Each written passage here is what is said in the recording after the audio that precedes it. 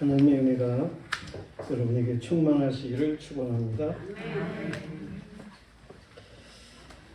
부활이 없다는 생각을 가진 사도계인들이 예수님에게 와가지고 논쟁하는 그러한 내용의 말씀을 오늘 공독했습니다. 여기 사두개인들이 나오고 있는데, 이 사두개인들은 제사장 중심으로 유대율법주의자들로서 재판을 위해서 여호와의 율법을 중요시하는 사람들입니다. 이들은 유대 선해진 공회를 통해서 유대인들을 신앙적으로 지도한다는 사람들인데요. 이들은 율법을 주장하면서도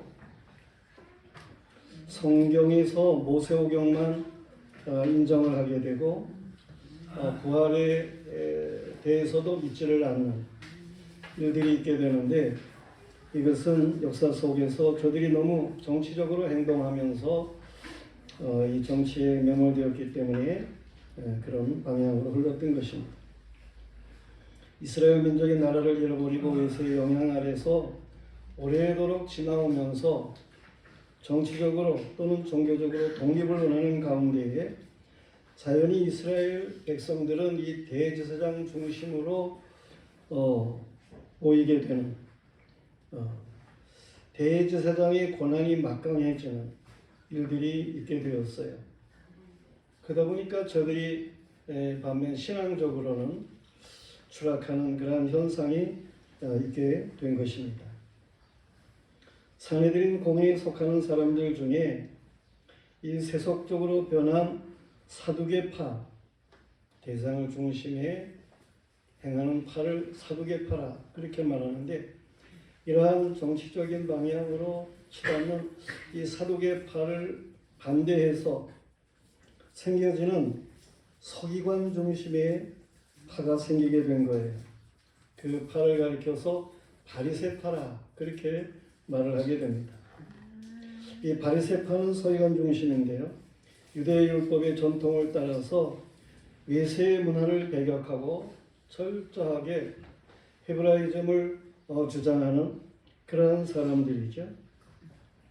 이들은 천사도 믿고 부활도 믿는다 그렇게 말들은 합니다. 그렇지만 역시 바리새파는 율법으로서 자기의 의의를 세우려고 사람들에게 보이려는 이러한 사람들로서 저들은 외식으로 행동을 해서 결국은 비신앙적으로 행동을 하는 그러한 일들이 있었습니다. 오늘 읽은 본문 말씀에서 이렇게 부활을 믿지 않는 사두개파 사람들이 예수님을 시험하기 위해서 와서는 성경의 모세의 규례를 가지고 부활이 없다는 비판을 시작하게 되는 거예요. 이들이 비판을 위해서 택한 텍스트가 뭡니까? 모세가 여호와께서 주신 책무와 법도와 규례와 명령을 항상 지키라 말씀하는 규례 가운데에 죽은 형제에 대한 의무에 대한 말씀이 있어요. 사두개파 사람들이 이 본문을 택해 가지고 오늘 예수님을 이제 논쟁하는 그런 내용이에요. 신명기 25장 5절 이하 말씀에 보면 형제들이 함께 사는데 그중 하나가 죽고 아들이 없거든 그 죽은 자의 아내는 나가서 타인에게 시집가지 말 것이요 그의 남편의 형제가 그에게로 들어가서 그를 맞이하여 아내로 삼아 그의 남편의 형제된 의무를 그에게 다 행할 것이요 그 여인이 낳은 첫 아들이 그 죽은 형제의 이름을 잊게 하여 그 이름이 이스라엘 중에서 끊어지지 않게 할 것이니라.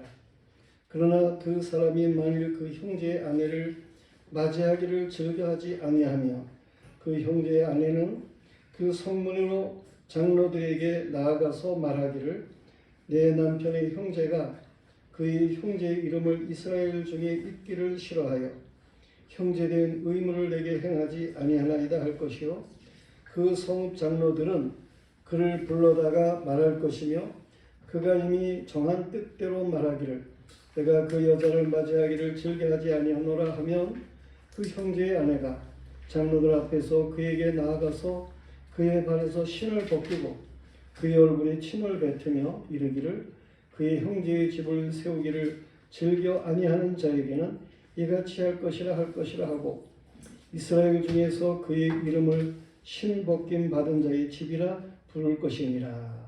그런 말씀이 있어요.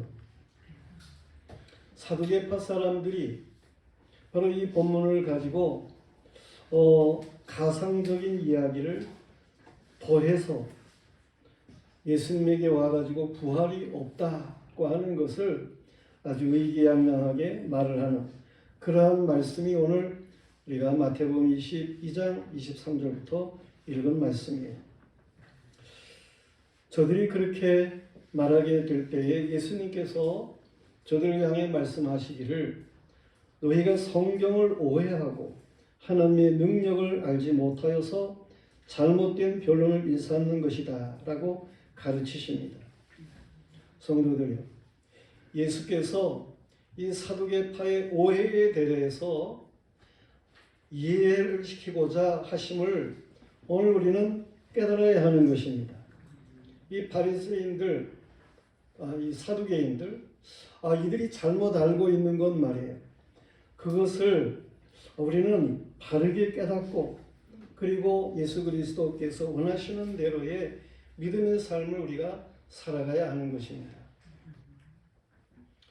첫째로 예수님께서는 저들이 성경에 대해서 오해를 했다라고 말씀을 하셔요. 성경을 알지를 못해서 오해를 했다고 말씀을 하시죠.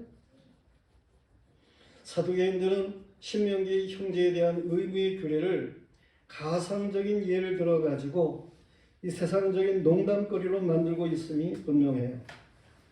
십계명과 같은 법은 사회 질서상 필요하지만 자식이 없이 죽은 형의 아내를 동생이 맞이해가지고 자식을 낳아서 형의 대를 이어주는 규례는 이런 건 무시해도 된다라고 이 사두개파 사람들은 생각을 하는 거예요. 사두개인들에게는 형의 자식을 이어주는 규례는 이건 시대에 뒤떨어진 구시대 야곱의 아들 유다, 그가 이제 그런 일이 있게 되는데 이 유다의 아들들에게서나 볼 수 있는 이러한 일들, 족장 시대의 문화로 이해하고 시대에 따라 바뀌어야 하는 문화 정도로 그렇게 이 사두개파들은 생각을 하는 거예요. 그러나 사두개파의 이런 생각은 불변인 성경의 깊은 진리를 깨닫지를 못해서 그런 생각을 가지게 되었다고 하는 것을 예수님이 지적을 하십니다. 홀로 과부된 여인을 위해서 자식이 없이 이렇게 홀로 된 과부로 산다는 것 고독할 수밖에 없죠. 어차피 다른 남자에게로 시집을 간다고 할 것 같으면 천상 후처일터인데 이왕이면 형제를 통해서 안정된 가정을 영위한다고 하는 것은 유익할 수 있는 일이게 되어 있어요.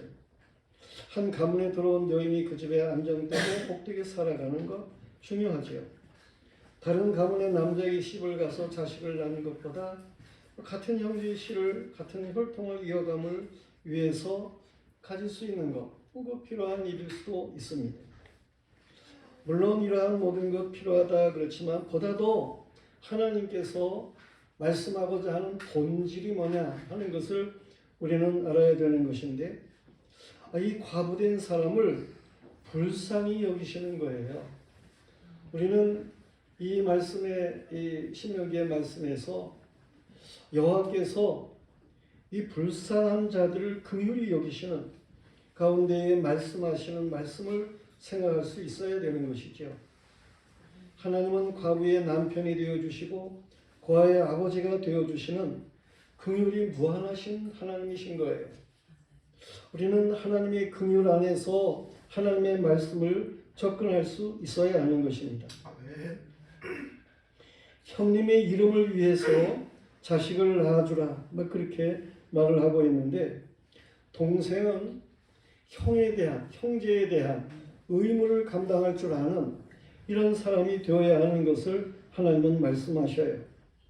형제가 가난해가지고 기업을 팔아먹게 되었을 때에 가까운 형제가 그 형제의 기업을 이렇게 다시금 물러주는, 그걸 자신의 값을 지불하고, 그래서 그걸 다시금 형제의 이름으로다가 계속해서 이렇게 이어가게 그렇게 만들어 주라고 하는 그러한 법칙도 하나님이 말씀을 하셨어요.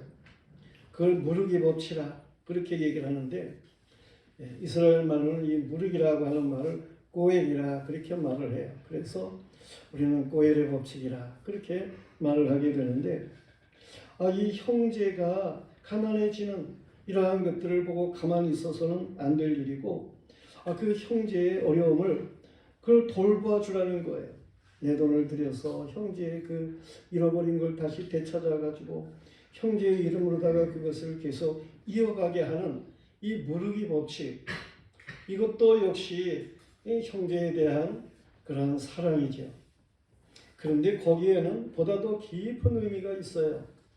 이 무르기 법칙은 예수 그리스도께서 우리의 죄를 대신 담당하실 것에 대한 이 예언적인 내용의 그 암시적인 그러한 의미가 그 속에 들어있다, 그런 얘기입니다. 다시 말해서 우리는 우리의 죄를 우리가 스스로 감당할 수가 없습니다. 이미 지은 죄에 대해서 우리가 그것을 내 힘으로 능력으로 해결할 수 있는 그러한 일이 없어요. 그래서 하나님께서는 죄가 없으신 예수 그리스도를 보내셔서 우리의 죄를 대신해서 십자가에 보배로운 피를 흘리게 하는 것, 죄를 범한 자는 죽어야 된다는 하나님의 법칙 안에서, 이 공의 안에서 말이에요. 하나님께서는 그 공의를 실현시키기 위해서 아들 예수 그리스도를 보내셨는데, 죄 없는 분으로 보내셔서 우리의 억만 죄악을 대신해 십자가의 보배로운 피를 흘리게 하는 거죠. 우리 대신에 예수님이 죽으셨다, 그런 말씀이에요. 이런 대속의 원리, 이것이 하나님의 사랑의 법칙에 공의도 실현하고 하나님의 사랑도 나타내는 이러한 법칙이 십자가를 통해서 주어지는 것인데, 이러한 내용들을 이걸 간접적으로 조명하는 그러한 말씀으로 무르기 법칙을 주시는 것이다, 그런 얘기입니다. 이 동생의 가문을 이어주는 것은 희생적 사랑이고, 이런 법칙은 이처럼 다 성경의 중심이 되는 대속의 법칙인 무르기 법칙과 같은 이런 내용들과 연결되는 말씀들이에요.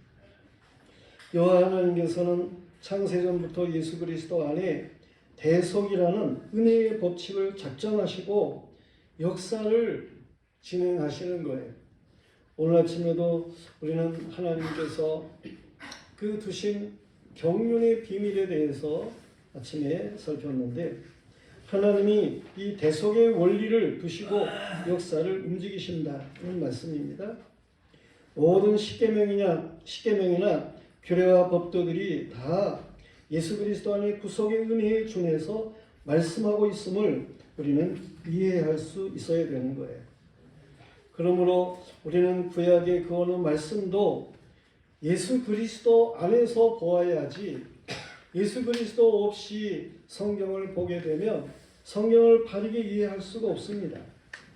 예수 그리스도 안에 성경을 보게 되면 하나님의 긍휼하심이 충만하게 깨달아지도록 되어 있어요. 대속의 은혜 가운데 이 하나님의 말씀을 살피게 될 때에 영적인 이해가 되어진다, 그런 말씀입니다. 그런데 사두개파들은 성경의 중심인 하나님의 긍휼도 모르고 구속의 주체가 되시는 예수 그리스도의 은혜도 저버리고 그냥 세상 문화나 통속으로 여호와의 말씀을 접근하기 때문에 오해를 했다고 하는 것입니다. 성도들이여, 우리는 성경을 예수 그리스도 안에서 깨닫게 되기를 바랍니다. 모세나 선지자나 시편이나 이 구약의 모든 말씀이 예수 그리스도의 십자가와 부활, 이 모든 귀한 말씀과 연결되어진 말씀이에요. 이 사실을 예수 그리스도는 엠마오 도상에서 두 제자와 대화하시면서 확실하게 저들에게 알게 함이 있어요. 엠마오 길에 부활하신 주님이 동행을 하십니다. 두 제자가 예수님의 죽으심만 생각을 하고 이제 마음이 착잡해가지고 가는데 예수님이 함께 해가지고 그 일어난 일들이 구약 성경에 이렇게 말씀하고 있는데 그게 이렇게 이루어진 것이다 라고 예수님의 십자가와 부활에 대해서 알게 하는 거예요. 그때에는 뭔가 마음에 뜨거움이 오는 것 같았지만 이 옆에 계신 분이 누군지 잘 몰랐어요. 그런데 저녁을 먹으려고 식탁에 같이 앉아 예수님이 축사를 하실 때에 비로소 저들의 영안이 열리게 된 거죠. 예수님이 다른 모양으로 그렇게 부활한 모습으로 저들과 함께 했기 때문에 저들이 알아보지를 못했던 거예요. 중요한 것은 예수님이 길에서 동행할 때에 구약의 모세가 쓴 모세오경이나 선자들이 쓴 선지서나 시편의 모든 내용을 가지고 예수님의 십자가와 부활을 증거하셨다라고 하는 말씀입니다. 그처럼 구약 성경 모두가 다 예수 그리스도의 십자가 부활과 연결된다는 거예요. 성도들이요, 성경의 어느 부분에서도 여호와 하나님의 긍휼이 보여지기를 축원합니다. 아멘. 성경의 어느 부분을 찔러도 그리스도의 보혈이 흐르는 것을 깨달으시기를 바랍니다. 아멘. 성경의 어느 부분도 예수 그리스도의 부활과 연결되어 있다는 사실을 믿으시기를 바랍니다. 아멘. 사도 바울도 그걸 전에는 몰랐어요. 그런데 이 부활했다고 말하는 그리스도인들이 거짓말쟁이인 줄 알았는데 이 그리스도인들 잡아 죽이려고 잡으러 다니고 그래 다메섹에 가게 되는 거 아닙니까? 근데 다메섹 도상에서 부활하신 주님이 그에게 빛으로 나타나신 거예요. 그리고 바울에게 말씀하는 거죠. 사울아 사울아 네가 어째서 나를 핍박하느냐. 가시체를 빗발질하기가 힘들다는 거죠. 그래 그때 부활의 주님을 만나고 이 바울은 법학도인데 법에 대해 이 율법에 대해서 누구보다도 많이 잘 아는 그런 사람인데 그냥 율법책으로만 알았지요. 그런데 부활의 주님을 만나고는 이 구약 성경의 모든 것들을 다 예수 그리스도의 십자가 부활로 조명의 말씀을 살피게 되는 거예요. 그랬더니 구약의 모든 말씀이 어쩌면 예수님에 대한 그 예언의 말씀인지 이거를 잘 깨닫게 된 거 아닙니까? 그래서 180도로 신앙의 변화를 가지고 그는 바로 예수 그리스도를 증거하는 사도가 되었다라고 하는 사실입니다. 우리는 성경을 오해해서는 안 되는 거예요. 하나님이 왜 이런 말씀을 주셨는지 그 본래의 의미를 바르게 이해하고 바른 신앙을 가지고 살아갈 수 있어야 하는 것입니다. 그런가 하면 사두개인들은 하나님의 능력을 알지를 못해가지고 오해를 했다 그랬어요. 하나님의 능력에 대해 오해를 하는 거예요. 부활이 없다고 생각하는 사람들은 자신의 능력의 한계만을 생각하기 때문에 그렇습니다. 그러나 사람은 할 수 없지만 하나님은 하시는 하나님의 능력이 있는 것입니다. 하나님에게 어떤 능력이 있습니까? 창조적인 능력이 하나님께 있습니다. 하나님께서는 무에서 유를 창조하시는 분이에요. 우주 만물을 말씀으로 창조하신 분이에요. 이 말씀의 근본은 말씀이 육신되어 우리 가운데 오신 예수 그리스도라고 성경은 말씀하고 있습니다. 그런가 하면 하나님은 이 역사를 섭리 가운데에 능력으로 말해요. 이끄시는 하나님이셔요. 역사를 움직이시는 능력이 하나님께 있으시다. 그런 말씀입니다. 우리가 짧은 안목에서 역사를 보면 그냥 잘 이해를 못하겠지만서도 조금 긴 안목으로 보면 역사는 굴곡이 져요. 그래서 잘못하면 하나님의 공의 심판이 있어가지고 추락을 하게 되고 다시 또 간절해지면 오르게 되고 이렇게 역사가 굴곡이 있는 것을 알 수가 있습니다. 창조 때에 생육하고 번성하게 하신 뜻대로 모든 것이 생육하고 번성하는 것을 볼 수가 있습니다. 또한 선자를 통해서 말씀하시고 그대로 역사 가운데 이루시는 능력이 하나님께 있음을 볼 수 있어요. 하나님께서는 선자들을 통해서 역사가 어떻게 될 것을 미리 말씀하셨다니까요. 그런데 보면 그 말씀대로 역사가 움직여지는 거예요. 특별히 다니엘서 2장 말씀에 보면 바벨론의 느부갓네살 왕이 큰 신상의 꿈을 꾸잖아요. 머리는 금으로 되고 가슴과 팔은 은으로 되고 배와 넓적다리는 노스로 되고 다리는 철로 되고 그 발은 철과 흙으로 혼합되고, 이 신상이 뭐를 가르치느냐 하면은 역사를 가르치는 거예요. 그래서 이 금 머리는 바벨론 제국을 가리키고 그 다음에 은으로 되어진 부분, 그것은 바사, 성경에서는 바사, 그런데 세계사적으로는 페르시아지, 페르시아 제국을 말하는 것이고, 그 다음에 노스로 된 부분은 헬라 제국을 가리키는 것이고, 철의 부분은 그 다음에 나타나는 로마 제국을 가리키는 것이고, 그 다음에 제국 그 나라들이 이 철과 흙으로 혼합된 것 같은 그런 나라들이 있음을 말해주는 건데, 사람의 손을 하지 않은 뜨인 돌이 날라와 가지고 그 발을 쳐서 우상이 쓰러지고 부서져서 겨와 같이 다 바람에 날려가듯 사라지는 거 아닙니까? 그렇지만 뜨인 돌은 점점 태산을 이루고 온 세상에 가득하게 되는, 역사가 있게 되는 그런 꿈을 느부갓네살 왕이 꾸었고, 그것을 다니엘이 해석을 하는데, 역사적으로 해석을 하게 되는데 그대로 역사가 이루어진다니까요. 이 다니엘은 바벨론 제국 바사 시대의 사람이에요. 그런데 그 이후에 일어나는 모든 역사적인 내용까지도 다 하나님께서 그렇게 계시하시는 대로 되어진 거 아닙니까? 역사를 움직이시는 능력이 하나님께 있으신 것입니다. 그런가 하면 죄인을 의인되게 하는 능력이 하나님께 있습니다. 하나님 아버지는 약속하신 대로 처녀를 통해서 죄 없으신 예수를 메시아로 세상에 보내셨어요. 죄 없으신 예수 그리스도는 죄인을 대속하기 위해서 십자가의 보배로운 피를 흘리셨어요. 예수 그리스도의 그 십자가가 자신의 죄 때문이라고 믿는 자는 누구든지 죄 사함을 얻게 되는 것입니다. 의롭다함을 받는 것입니다. 이렇게 구원의 능력이 하나님께 있으신 것입니다. 십자가의 도가 미련한 사람들에게는 어리석게 보이지만 구원을 얻는 사람들에게는 하나님의 능력인 것입니다. 이 십자가가 하나님의 공의와 사랑을 하나 되게 하는 하나님의 지혜고 능력인 거예요.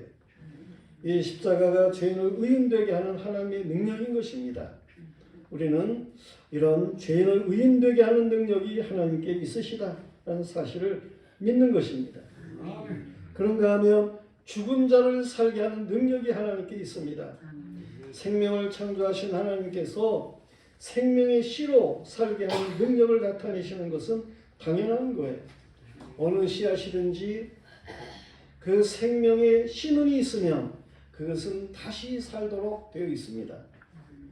죽은 것 같은 마른 가지에 새싹이 나고 꽃을 피우고 열매를 맺히게 합니다. 사람의 생명은 불멸인 거예요. 사람은 영혼이 있고 육신이 있는 거 아닙니까? 이 영, 포니마, 이 혼, 푸시케, 이런 영혼이 있어요. 그냥 사람은 이 그냥 몸의 형체인 소만이, 이 고깃덩어리와 같은 삭슴이 뭐 그런 것만 있는 게 아니에요. 사람에게 영혼이 있는데 이 영혼이 마귀적인 사람, 그 사람 물론 지옥에 가게 되는 거죠. 그렇지만 이 영혼이 예수 그리스도 안에 생명을, 온전한 생명을 가지고 있는 일일진데 그 사람은 영원히 사는 역사가 있게 되는 것입니다. 죽은 자를 살게 하는 능력이 하나님께 있어요. 그런가 하면 이 말한 대로 하나님을 믿는 사람들, 그들에게 하나님께서는 신령한 몸으로 영광스럽게 하는 능력이 있으시는 것입니다. 부활의 영광을 믿으시기를 바랍니다. 고린도서 15장 40절 이하 말씀에 보면 하늘에 속한 형체도 있고 땅에 속한 형체도 있으나 하늘에 속한 것의 영광이 따로 있고 땅에 속한 것의 영광이 따로 있나니 해의 영광이 다르고 달의 영광이 다르며 별의 영광도 다른데 별과 별의 영광이 다르도다. 죽은 자의 부활도 그와 같으니 썩을 것으로 심고 썩지 아니할 것으로 다시 살아나며 욕된 것으로 심고 영광스러운 것으로 다시 살아나며 약한 것으로 심고 강한 것으로 다시 살아나며 육의 몸으로 심고 신령한 몸으로 다시 살아나니 육의 몸이 있은즉 또한 영의 몸도 있느니라. 아멘. 성도들이요, 우리는 하나님의 능력을 제한하는 어리석은 사람이 되어서는 안 됩니다. 애굽에서 출애굽한 이스라엘 백성, 저들이 광야에서 40년 동안을 사는 거예요. 며칠이면 가나안 땅을 들어갈 수 있는 그 길을 40년 동안 방황한 이유가 어디에 있습니까?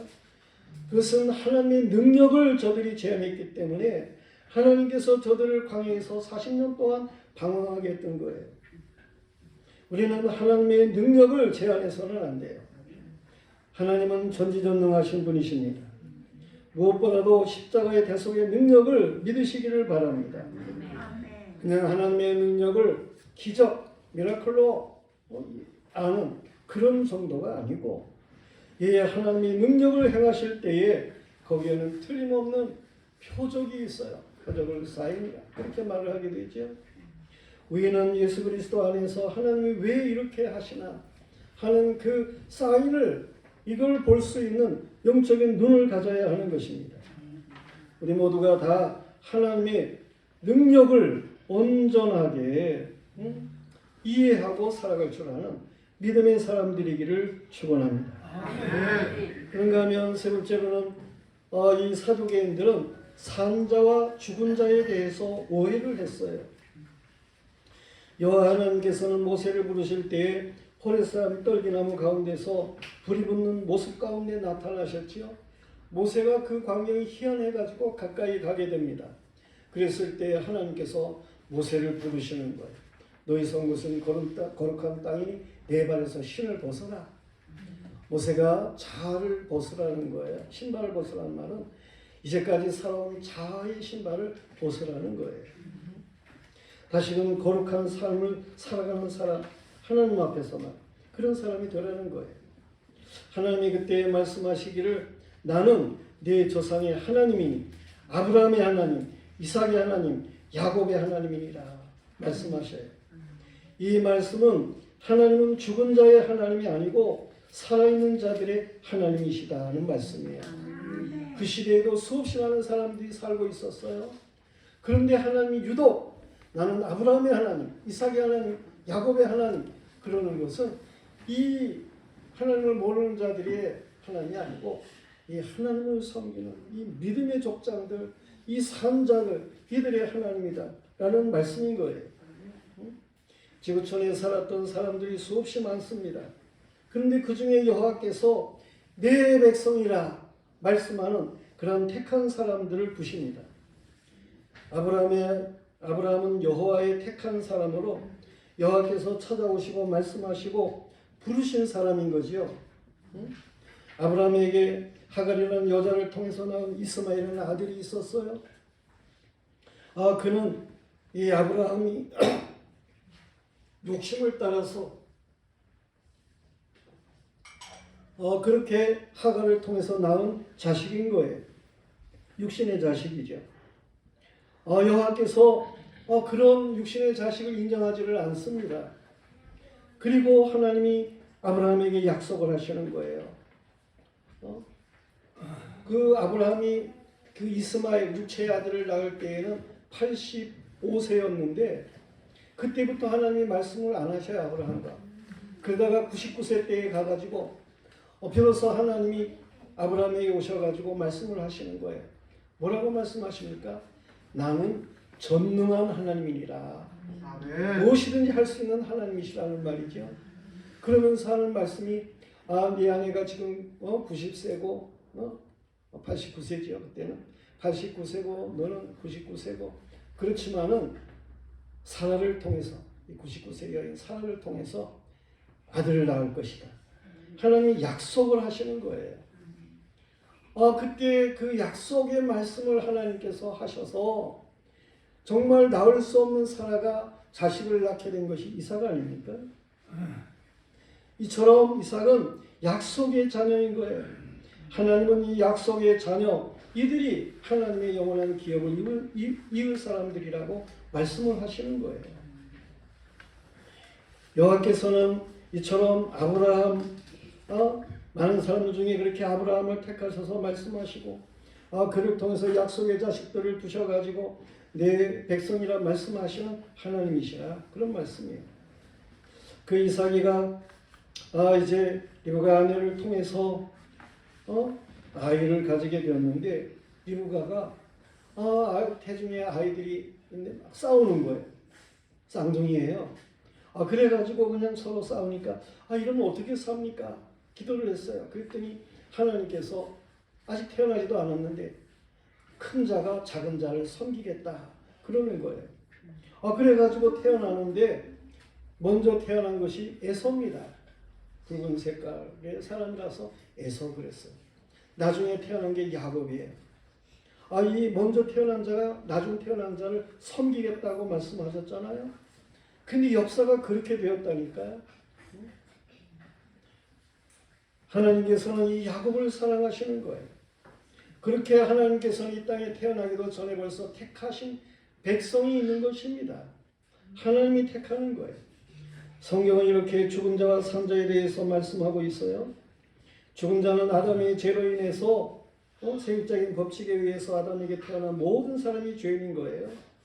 이 원죄를 가지고 태어난 이러한 사람들 가운데에 하나님이 특별하게 구별하시는 그 택한 백성이 있어요. 이들은 죽은 자이고 이 택한 백성, 구별하는 자들이 이들이 산 자가 되는 거예요. 죽은 자는 아담의 죄로 인해서 죄악 가운데 버려진 죄인들이고 말이에요. 산 자는 이렇게 창세전에 아버지의 택한 백성으로 예수 그리스도 안에서 구속의 은혜를 따라서 부르심을 받고 의롭다함을 얻게 되는 사람, 장차 영화롭게 될 사람들, 이들을 가리켜서 산자라 말씀하는 거예요. 여호와 하나님은 택한 백성을 산자들이라고 말씀하시고 저들이 영광의 부활과 영생을 누릴 것에 대해서 말씀을 하십니다. 모든 사람의 영혼이 영원하지만 선을 행한 사람은 이렇게 생명의 부활로 나오는 것이고 악을 행하면서 산 사람은 심판의 부활로 지옥의 형벌을 당하게 되는 거예요. 하나님의 하늘나라는 이 세상에서의 인연으로 살아가는 나라가 아닙니다. 세상 안에 참된 생명을 가진 자들만이 가는 나라가 하나님의 나라인 거예요. 천국이에요. 부활 때에는 장가가고 시집가는 것이 없어요. 이 부활의 영원한 생명을 가진 사람들은 마치 천사와 같이 그렇게 사는 것이다. 천국에서 말이에요. 부활 때의 이 세상의 개념, 이 가족 개념, 그것보다 더 이상인 그러한 가족의 개념으로 하나님께서 살아가게 하는 거예요. 구원받은 백성들이 영원히 살아가는, 결혼하는 것 없이 말이에요, 살아가게 되는 그런 나라. 천국에서의 영적인 신랑은 예수 그리스도이지요. 그렇다고 이 세상 그런 부부의 관계가 아닙니다. 천국에서의 신부는 모든 성도들인 것이죠. 이 세상에서 남편과 아내의 관계 떨어지면 안타깝죠. 그래서 죽었다가 다시 태어나도 당신과 함께 부부로 살겠습니다, 그런 말들을 하고 그러는데 농담 거짓말입니다. 그렇지 않습니다. 죽어가지고 한 사람 예수 안 믿으면 지옥 가고 한 사람은 천국 가고 그런 사람이 수도 없이 많으면 천국과 지옥에는 과부와 호레비만 수두룩하게 해요. 그렇지 않아요. 천국은 그런 슬픔으로 살아가는 나라가 아닌 거예요. 성도들이요, 육신으로 죽는 것만 두려워하고 살 것이 아니라 영혼의 죽음이 영원한 비극이 되는 것을 두려워할 줄 알아야 하는 것입니다. 예수 안에 있는 자는 이미 영원한 생명을 얻은 자인 것을 믿으시기를 바랍니다. 육신적으로 살았다고 하지만 영생의 소망이 없이 살아가는 사람은 불행한 사람인 것입니다. 저들은 저주의 심판을 안고 죽은 자로 살아가고 있는 사람이라고 요한복음 3장 18절에 말씀하고 있어요. 그러나 하나님의 말씀을 듣는 자는 살아나는 것입니다. 여러분이 오늘 말씀을 들을 때에 성령의 역사하는 믿음을 가지고 거기에서 살아가게 되면 죽음에서 생명으로 옮겨진 이런 역사가 있게 되는 거예요. 우리는 하나님의 말씀에 믿음을 걸어야 하는 것입니다. 산자의 삶을 살아갈 수 있는 우리 모두가 되어야 하는 것입니다. 우리는 오늘 말씀의 성경과 하나님의 능력과 부활에 대한 잘못된 오해를 가진 이 사두개인들에 대해서 보게 되는 거예요. 예수님이 저들에게 말씀하시기를 너희가 오해하였다. 그렇게 말씀을 하셨는데 어제도 저는 그런 얘기를 했습니다. 이 오해라고 하는 오해하다라고 하는 단어가 헬라어로는 그 프라나스테 있는 말씀은 프라나스테 그런 말이고 원래 프라나오라고 하는 동사를 사용하는 것인데 이 프라나오라고 하는 말은 길을 잃었다라고 하는 그러한 의미인 것입니다. 오해하면 길을 잃어버리는 거예요. 성경을 오해하면 사두개인들과 같이 인생의 길을 잃어버리는 것입니다. 성경을 오해하면 여호와의 능력을 잃어버리는 것입니다. 여호와의 능력을 잃어버리면 산자의 영광을 잃어버리는 것입니다. 영광의 길을 잃어버린 사람은 천국의 영광과 멀어지는 것입니다.